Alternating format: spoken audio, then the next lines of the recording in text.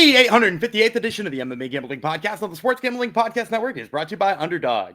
Get up to $1,000 deposit match when you sign up at UnderdogFantasy.com using promo code MMA SGPN.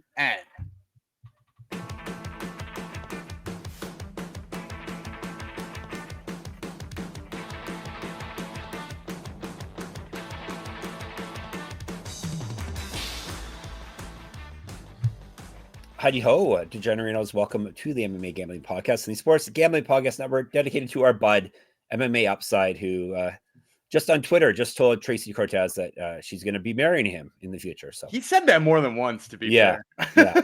He copied her in this time, so hopefully she knows. Good luck. Best of luck to Happy Mr. nuptials. Mr. Mrs. Happy nuptials and Mr. and Mrs. Upside.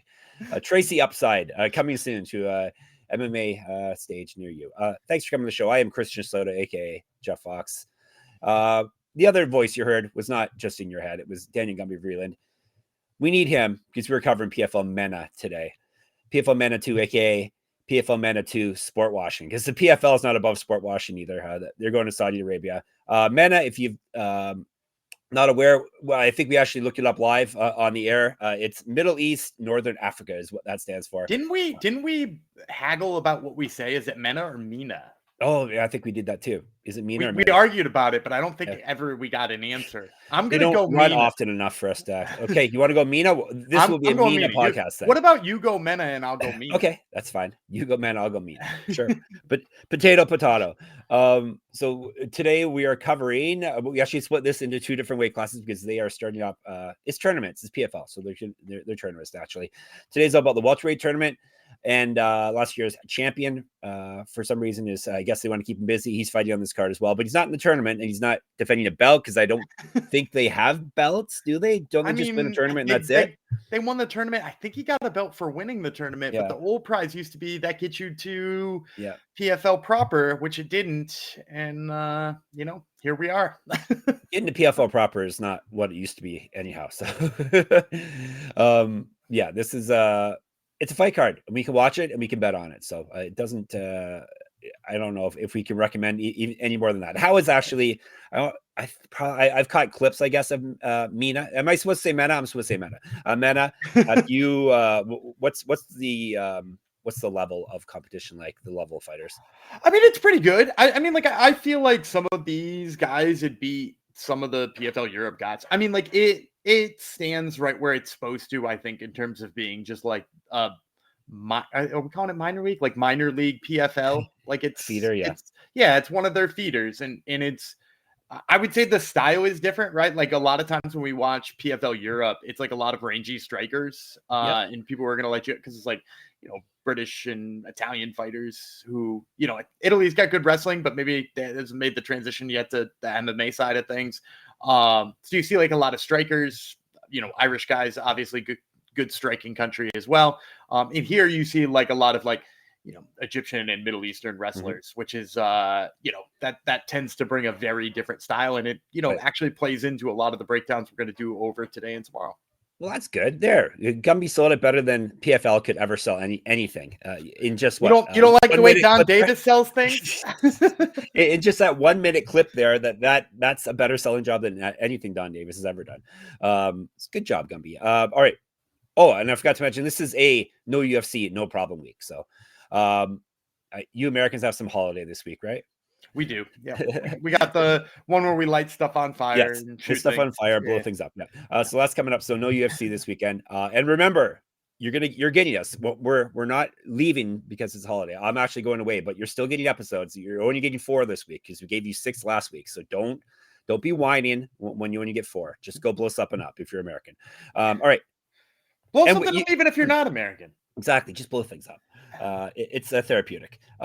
You can also win some stuff. We don't want NASCAR cars blowing up, but NASCAR has an in-season tournament going on right now. And we, the SGPN network, is running a free contest. So head over to sportsgamblingpodcast.com/NASCAR contest for your chance to win a $200 gift card.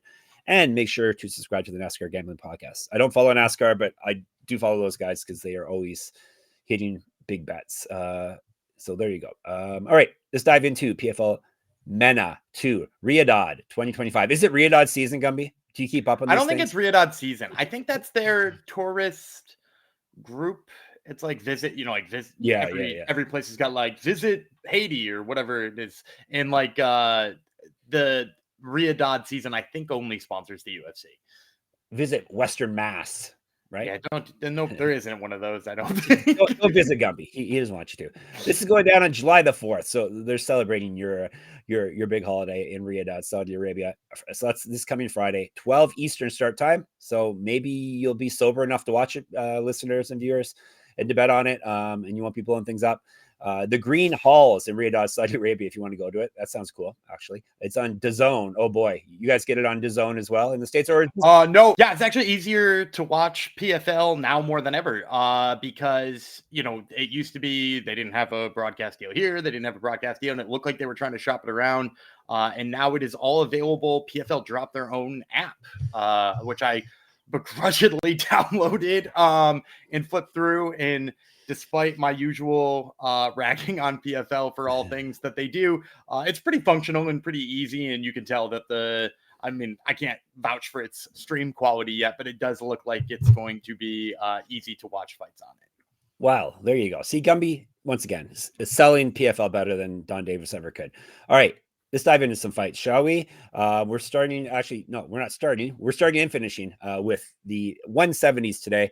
So we're going to do the 4 opening round, quarterfinal bouts for the 170-pound title. And they win like $250,000 or something. I think it's 100,000. Oh, that's right. This one's less. Everything's less. So they win about $100,000, and then who knows? Future opportunities, quote unquote.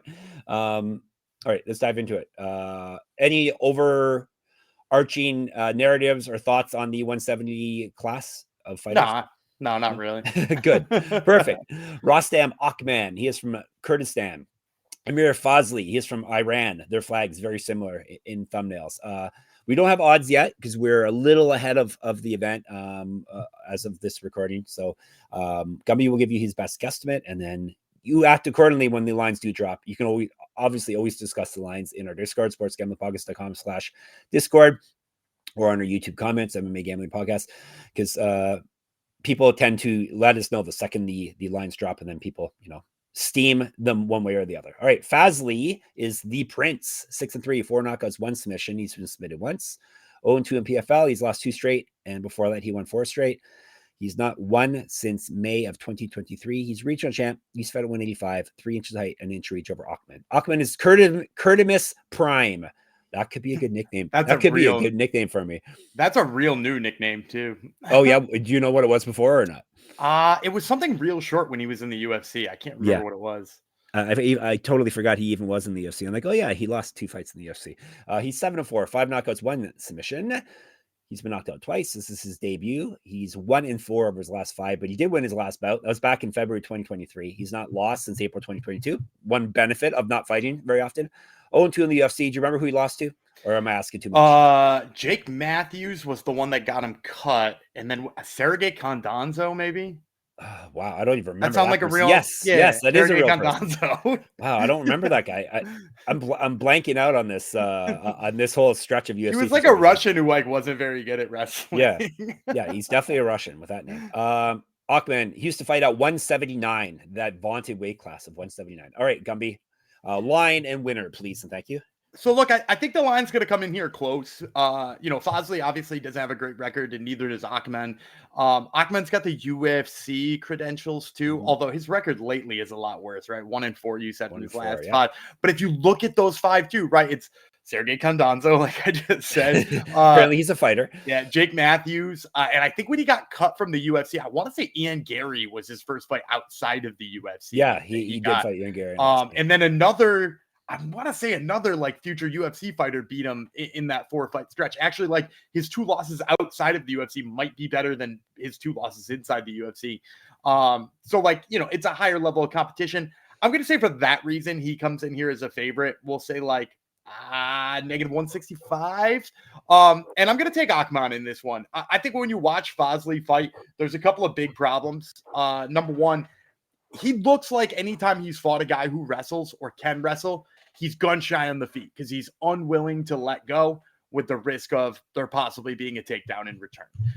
He throws less. Most of what he throws when he's fighting a wrestler, because he's worried about that takedown, is the straight jab to the body. And like, hey, that's fine. That's a strike that works, and it's a strike that works against wrestlers. But like, if that becomes your only offense, that's a real problem, right? And if you go back and you watch this fight with Alaqraa, who we're going to be talking about later on in the show, Alaqraa is a guy who has good takedowns and is going to shoot takedown after takedown after takedown. He threw a couple of jabs, overextended himself one time, and was on his ass. And Akman, maybe his boxing isn't great. Maybe he hasn't put everything together. But one thing he is able to do is shoot takedowns. He got a couple of takedowns in the UFC. He's gotten a couple of takedowns in his most recent fights. It's mostly like body lock and brute strength. Maybe not the most fun kind of wrestling to watch, but it should be effective against Fazli. So I'm going to go with Rostem Akman here. I think he's good enough to grind this one out. Everything you said was correct, except for him being a favorite. 14% of Tapologists are in on him. Really? Yeah. No, I mean, the book has got to trust his UFC career, though. Yeah, I mean, it's got it. Hopefully not, though. They don't have to. Hopefully they don't, right? Maybe. If you're in the other side, hopefully they do not. All right, we're doing another fight from the 170 weight class here, obviously, because the whole episode is you dummy. This is a Moroccan, Badreddine. What's his last name again? Badreddine Diani. He's fighting Ahmed, Abdel, Baset. If you mix his letters around, his last name is Beast, which is what his nickname should be. He's from Egypt. They are fighting 3 5-minute rounds. That's what all these fights are. 170. Baset 1-0. That's it. No finishes. He's got one decision win. Now that I gotta caveat that because he does have a ton of Tapology record ineligible fights. He's fought professionally, I want to say 5 times already, but Tapology only recognizes one of them. Yep, that's where I was headed next. He's 4-0 on his record ineligible fights, 1 knockout, 2 submissions. So overall, he's 5-0 with a knockout and 2 submissions. But those fights were a little shady by Tapology standards. This is his debut in PFL. He's 5 years younger than Diani. Diani is Dream Chaser, 8-3, 2 knockouts, 2 submissions. He's been knocked out twice. 1-0 in PFL. He's won 2 straight and 4 or 5. He's a regional champ. He's fight at 185, an inch taller than Baset. Were you able to find any film on this Baset character? I'm probably saying his name wrong. It's probably Baset or something. I think it's Baset. Is it? That's so American. I could be wrong. But yeah, I found some film on him, and basically to me, he looks real rudimentary with his hands, and I think that's his undoing in this one. I think Diani's going to be a massive favorite, not just because of the 1-0 record for Baset, but like, I mean, like if you watch either of them fight, there's no reason to not make Diani a big favorite. And Diani is a PFL guy too. He like came from the PFL and is, fought a bunch of times in their tournaments and on their cards and stuff like that. So I'm going to say Diani -300. And like I said, Baset likes the takedown, but it's a lot of brute strength. I've seen him go for one of those takedowns, when a wrestler throws an overhand right and then he looks for the trip on the other side. Mm-hmm. And sometimes he just leaves the hand up top either over the shoulder or on the shoulder to like push for the takedown. I saw him do one of those and he literally just pushed the guy across the cage.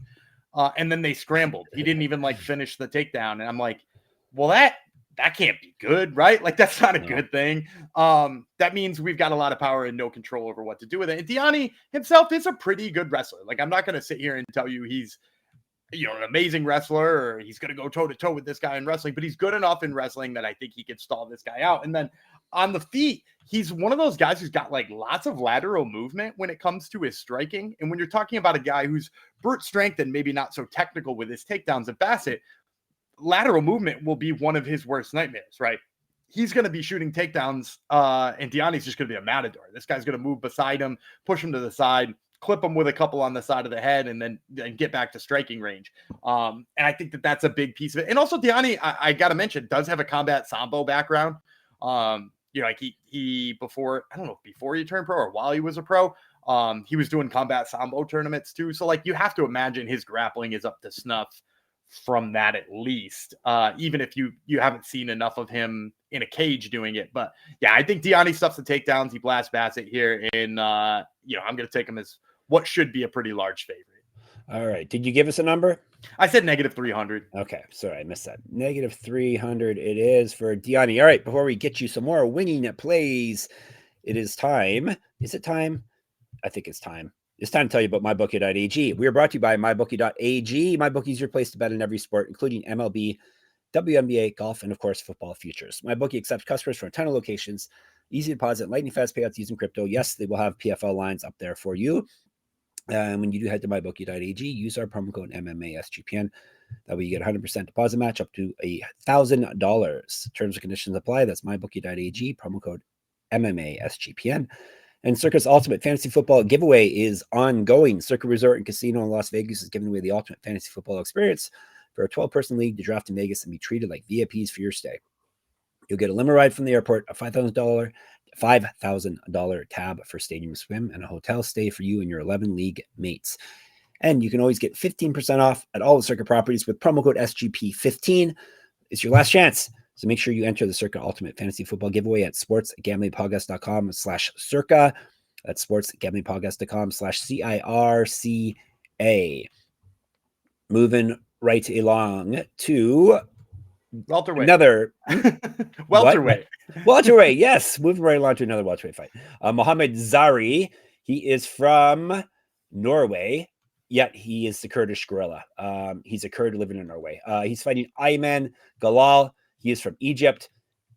Let's break it down. 3 5-minute rounds, 170. You know the routine by now. The Maestro Galal is 4-1 with 1 no contest, 2 knockouts, 1 submission. He's been knocked out once. He owes his rounds. He's won 2 straight, both via finish. He's not lost since December 2022. He has fought at 161 and 170. Zarey is the Kurdish gorilla, as I said. 9-1, 1 knockout, 6 submissions. He's been knocked out once. This is his debut in PFL. Actually, both guys, this is their debut in PFL. He's won 4 straight fights there. He has submission win in his last bout. He's fought at 170, 185, 194. We got a lot of fun weight classes today. An inch of height, 3 inches of reach over. Inch of height, 3 years younger than Galal. That's all I got. I'm going to say Zarey, like a -215 favorite, like a +185, +190 return on Galal. And, maybe I'm wrong because maybe Akman wound up being an underdog, but I was going to take my first dog swing here at Galal, or at least in my estimation. I still think Rostem Akman's going to be a favorite. I can't imagine they take a 2-fight UFC veteran and make him an underdog against a 6-3 guy. That's nuts to me. But maybe they do. Hey, maybe they do. But I'm going to take Galal here. He's somebody who I'm pretty sure will be an underdog. I think people seem to like Zarey. He's a big, strong dude. Is Zarey. You see a lot of good Greco-Roman style takedowns from him. But the reason I like Galal here is, first of all, Galal does some pretty good things in terms of the wrestling defense. He does a good job of getting his hips away. He does a good job of circling away and making sure he's not staying there after the takedown attempt. And from a striking perspective, much, much better.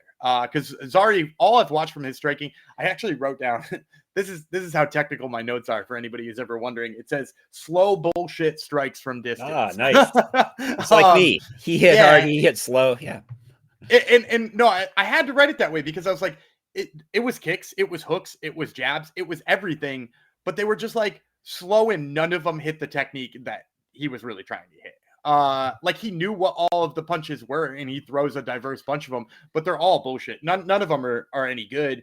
And then when you watch the other side and you watch Galal here, it's not often I take the guy who I think is going to outstrike and not be the better grappler, but I do think his defense is good enough to force him to strike a little bit. And then on top of that, Galal throws a lot of kicks up the middle. And I think that's big against a wrestler, particularly one who's like, going to be telegraphing his shots more. Now, granted, he also does some Greco-Roman wrestling too. So, maybe less susceptible to getting hit with a front kick up the middle. But also, all those things together, in Galal otherwise strikes really well too. Like he'll brawl with you if he starts to have success and he's starting to feel comfortable, which could be a problem here against Zarey. But otherwise, his strikes come straight. They come right down the chimney. And I think that's enough to keep somebody like Zarey at bay. So I'm going to take Ayman Galal here. And like I said, probably not quite plus 200, but in that realm.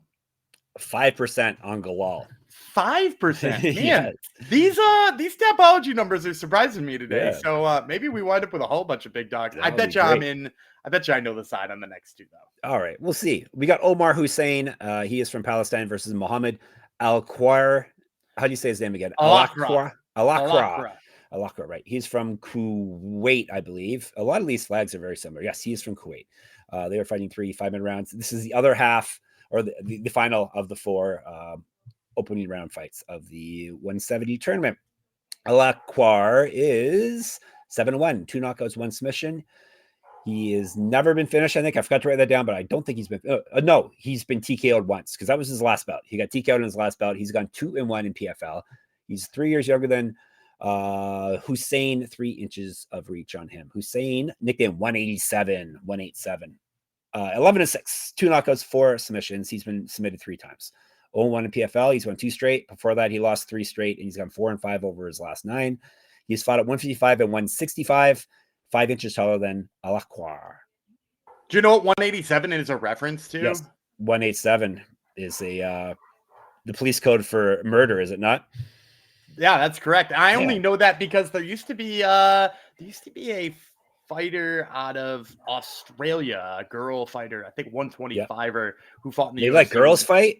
Yeah, Nadia Kassem. Do you remember Nadia Kassem? I do remember the name. Yep. Yeah, she was 187 too. I know 187 from Snoop Dogg back in the day, back in the early 90s. So there you go. We're both cool, Gumby. We know what 187 means. Let's get back to Hussein. Let's break down his resume. He's 11. Yeah. Yeah. Oh, sorry. You have more to say? Did I give his resume out? No, you already did it. That's right. You already did it. Yeah, I did it. All right. Give us a winning pick.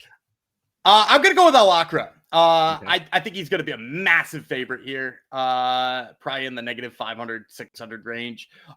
Remember, he's coming off of having fought in the finals against El Dafrawy, who we're going to talk about next. Mm-hmm. And in that fight, man, like he was ahead. The big thing for him is the takedowns.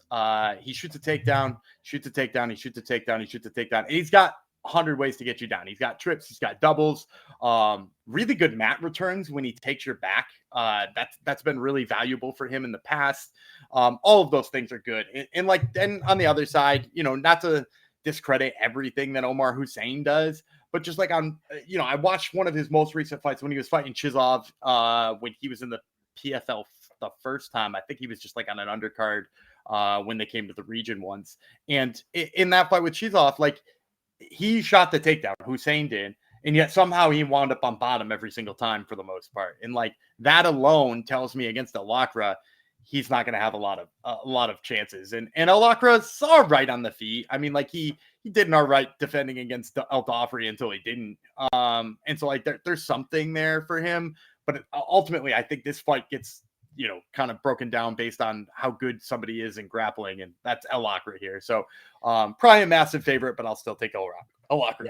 Yeah, he's like 96% on Tapology. So maybe they're on the right side for that one. All right, before we get to the main event, the aforementioned El Dafrawy in the main event, let me tell you about Underdog Fantasy. Underdog Best Ball Mania is happening all summer long, giving away $15 million in prizes, including a $2 million purse to first place. No waiver wire, no arguments about trades. Best ball is the best way to play fantasy football. Underdog is also a great place to play Pick'em, as Gumby will let you know with a winner here. Yeah, we're a little bit recording ahead of time, but I will just tell you that one of the people who I've noticed has been lighting it up lately. It's been Jarren Duran from the Boston Red Sox. 2 doubles in his last 3 games. So let's go the higher than on his total bases. All right, let's do it. Take the code MMA SGPN, and then when you sign up at Underdog Fantasy, you get a special pick and a first-time deposit offer up to $1,000 in bonus credits. We're just giving away free credits and money everywhere. UnderdogFantasy.com, promo code MMA SGPN.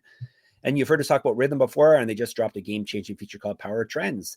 These are AI-detected patterns where Rhythm's model has consistently won and has a high ROI. Think a strikeout prop that wins 59% of the time when the line and win probability hit a certain range. Power trends are updated daily and exclusive to Rhythm. No touts, no noise, just clean, data-backed bets. Download the Rhythm app, check out Power Trends, and start betting smarter. We will be. Have you found anything there recently, Gumby? Yeah, where do you think I got the info? Yeah, where do you think I got the info on Jarren Duran? He had hits in 4 out of his last 5 games. He had a couple of doubles in there, and then he had a good history against Mr. Jose Barrios, who he was facing that day. So gotta love all that stuff from Jarren Duran. Yep, you can go check out that stuff for free with the 7-day free trial by going to sportsgamblingpodcast.com/rhythm. That is spelled RITHMM. That's the important part, the spelling.